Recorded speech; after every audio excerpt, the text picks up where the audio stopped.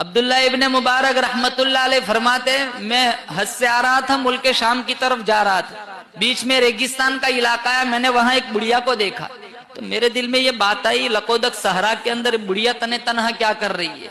تو میں نے کہا السلام علیکم، تو اس نے قرآن سے جواب دیا سلام قولا من رب الرحیم۔ میں نے پوچھا مائی اس لقودق صحرا میں تو تنے تنہا کیا کر رہی ہے؟ وہ قرآن سے کہہ رہی ہے من یضلل اللہ فلا ہادی لہ، اللہ جسے دھکا دے دے اسے سنبھالنے والا کوئی نہیں۔ میں سمجھ گیا یہ اپنے قافلے سے بچھڑی ہوئی ہے۔ میں نے کہا کتنے دن ہو گئے؟ وہ قرآن سے کہہ رہی ہے ثلاث لیال سویہ، 3 راتیں ہو گئی میں قافلے سے بچھڑ چکی ہوں۔ میں نے کہا تیرے پاس پانی تو ہے نہیں، وضو بنانا ہے تو کیسے وضو بناتی ہے؟ وہ قرآن سے کہہ رہی ہے فَإِن لَمْ تَجِدُوا مَاءً فَتَيَمَّمُوا صَعِيدًا طَيِّبًا، پانی نہ ہو پاک مٹی سے تیمم کر کے نماز پڑھو۔ میں سمجھ گئے تیمم کر کے نماز پڑھ رہی ہے۔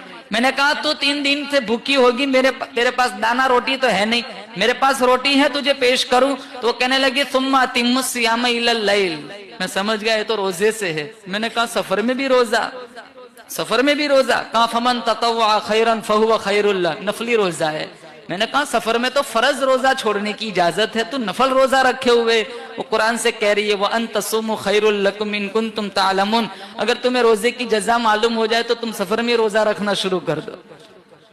میں جو بولوں وہ پلٹ کے قرآن سے جواب دیتی ہے۔ میں نے کہا اپنی زبان میں جواب کیوں نہیں دیتی؟ میں جو کہتا ہوں قرآن جواب دیتی ہے۔ اس نے ایک ایسا خوبصورت اتنی خوبصورت آیت پڑھی، اگر میں آج سوچوں ہمارے گھروں کا حال دیکھو تو ہمیں اتنی شرم آئے کہ ہمارا وجود شرمندگی میں ڈوب جائے۔ وہ کہنے لگی ما یلفظ من قول الا لدیہ رقیب عتید، میں جو بولوں گی فرشتہ لکھ لے گا، میرا ایمان اجازت نہیں دیتا میرے نامہ اعمال میں قرآن کے علاوہ اور کچھ لکھا جائے۔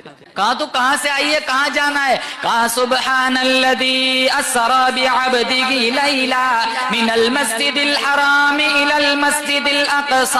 عبداللہ ابن مبارک فرماتے میں سمجھ گیا یہ حج پڑھ کے آئی ہے، ملک شام کی طرف جانا چاہتی ہے۔ میں نے کہا تیرے پاس سواری تو ہے نہیں، میں اپنی سواری پر تجھے سوار کر دوں؟ وہ بڑی عورت کہنے لگی ارے فمن تطوع خیرا وما تفعلوا من خیر یعلمہ اللہ، تم جو کوئی بھلائی کرو گے اللہ دیکھتا ہے، اللہ اس کی جزا دے گا۔ میں نے اٹھنی کو بٹھایا، بڑھیا کو اس کے اوپر بٹھایا، میں نے ایڑ لگائی، میرے دل کی تمنا تھی بچھڑے ہوئے قافلے سے جلدی سے مل جائے۔ میں نے ہنکانا شروع کیا۔ اس زمانے کا دستور تھا جب اونٹنیوں کو تیز ہنکانا ہوتا تو یہ لوگ اشعار گنگناتے جس سے اونٹنی تیز بھاگتی تھی، تو میں نے اشعار گنگنانے شروع کیے تو وہ عورت کہنے لگی فقرؤوا ما تیسر من القرآن، اشعار کیوں پڑھتے ہو؟ قرآن نہیں جانتے؟ قرآن پڑھو۔ میں نے قرآن پڑھنا شروع کیا، میں چلتا رہا، پانی والا علاقہ